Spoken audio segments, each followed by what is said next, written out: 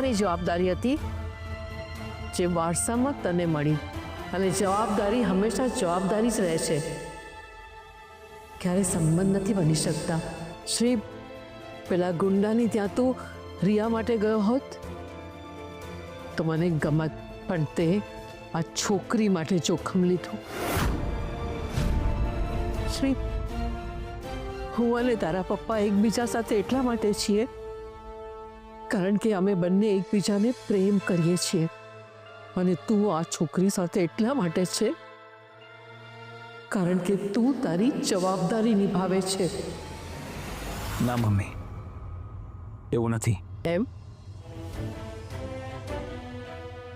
તો બોલ, તું આ છોકરીને પ્રેમ કરે છે?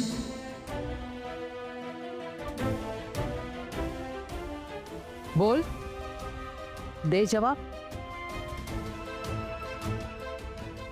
છે તારી પાસે જવાબ? મૌન પણ જવાબ જ છે શ્રી. મને મારો જવાબ મળી ગયો.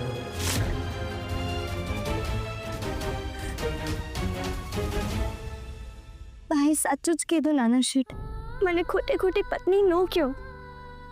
હું તમારી જવાબદારી છું તો પછી એમ જ રહેવા દો. નાના શેઠ, તમારો મનનો ભાવ હું સમજી ગઈ નાના શેઠ, પણ એ ભાર ન બનવો જોઈએ.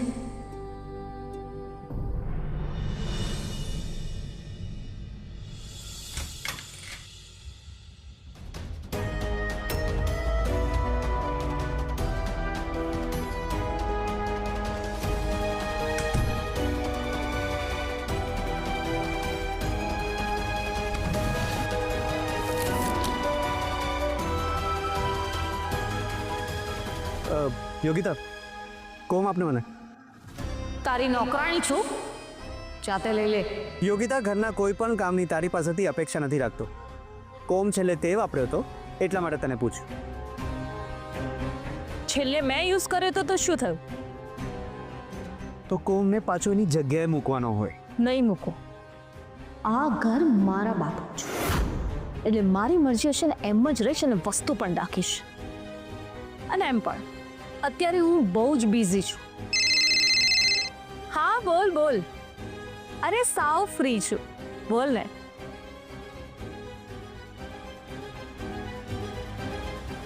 કાલથી નવરાત્રી શરૂ થઈ છે. હા ને મમ્મી, અને મમ્મી આવડા મોટા દિવસો છે ત્યારે જ દેવાંગ ઘરે નથી. બોલો જ્યોતિ બહુ કામ પણ તો એટલું જ જરૂરી છે ને.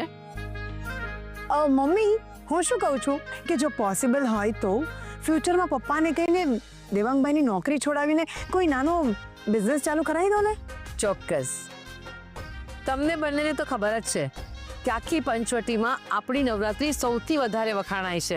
હાસ તો તૈયારીઓ કોણ કરે છે? મારી બંને વહુઓ. ના ના મમ્મી, એવું કંઈ જ નથી. તમને જે કંઈ પણ શીખવાયું છે એને તો આગળ વધારીએ છીએ.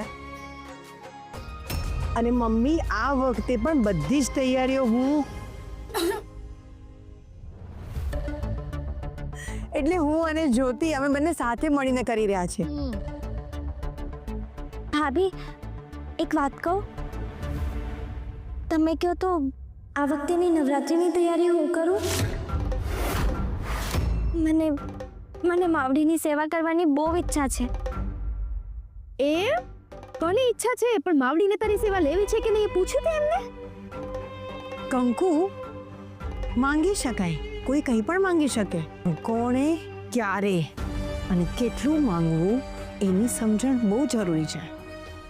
સમજી ગઈ? તમે મૂંગી રે અને વચ્ચે ડબકા નહીં મારતી. હા, લાવ ભાભીને આપ. Thank you. અને મમ્મી, તમે શું કહેતા હતા? એ જ કે તમે બંને વહુઓ આ વર્ષે પણ જોશી પરિવારનો મોભો જળવાઈ જાય એવું આયોજન કરો. શ્રદ્ધા અને ઉમંગના આ તહેવારમાં દર વર્ષની જેમ આ વર્ષે પણ આખી સોસાયટી આપણી ત્યાં દર્શન કરવા આવી જોઈએ. મને મારી બંને વહુઓ પર ભરોસો છે. મમ્મી, મારી ઈચ્છા છે કે આ વખતે કંકુ પર બી એટલો જ ભરોસો રાખો.